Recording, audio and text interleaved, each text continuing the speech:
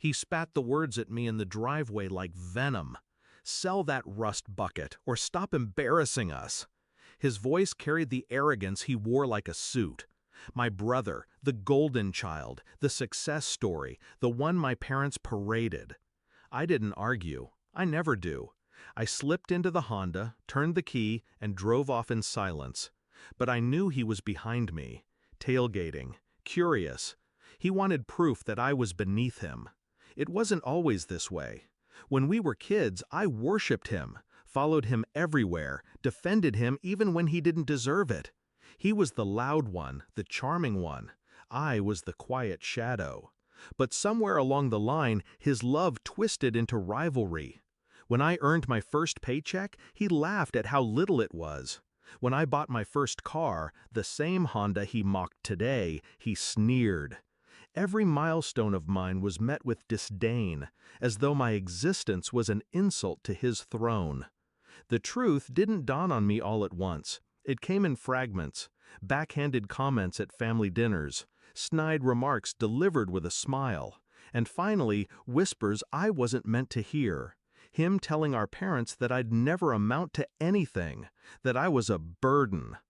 That was the cut that bled the deepest. Not because he said it, but because they believed him. I didn't lash out. I didn't try to defend myself. Instead, I started planning. I worked.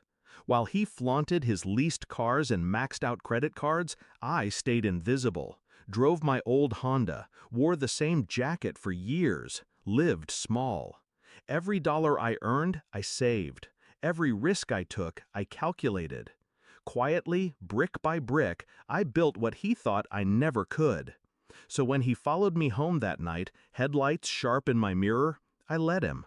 I pulled into my driveway, slow, deliberate. I parked the Honda, its engine coughing one last breath, and stepped out. He leaned out of his shiny SUV, smirk plastered across his face. "Figures, this dump suits you." I didn't answer. I walked to the garage, keys steady in my hand. I opened the door, and his smirk vanished. Inside, under dim fluorescent light, sat rows of machines that whispered power. A black Porsche 911, a blood-red Ferrari, a Bentley, a Mercedes, a Tesla, each polished to a mirror shine, each purchased in cash. The garage wasn't a garage, it was a cathedral, my cathedral. Years of sacrifice, of discipline, of silence, manifested in steel and chrome. He froze. His jaw slackened. The laugh died in his throat. I stepped past him, ran my hand along the Porsche's curve, and finally broke the silence. "You see rust. I see camouflage." He stuttered something, questions, excuses, disbelief, but I kept speaking, calm, measured. "All those years you mocked me, I let you. You needed to believe I was beneath you. It kept you blind.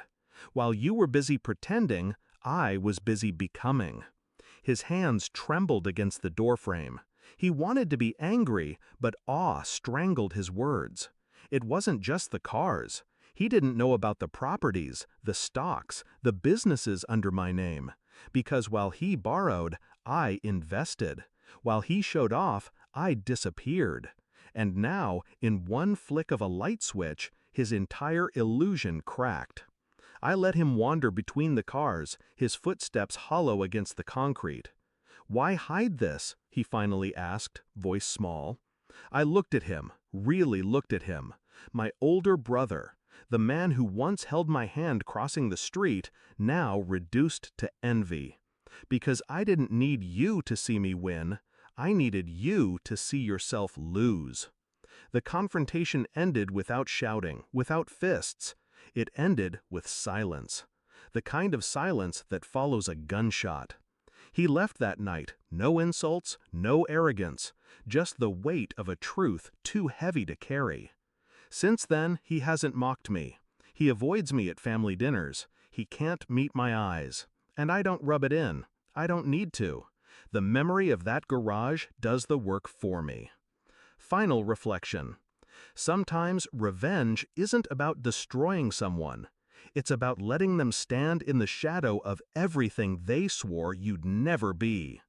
My Honda still sits in the driveway, rusted, wheezing, unwanted. And every time I drive it, I smile, because I know exactly what waits behind that garage door, and so does he.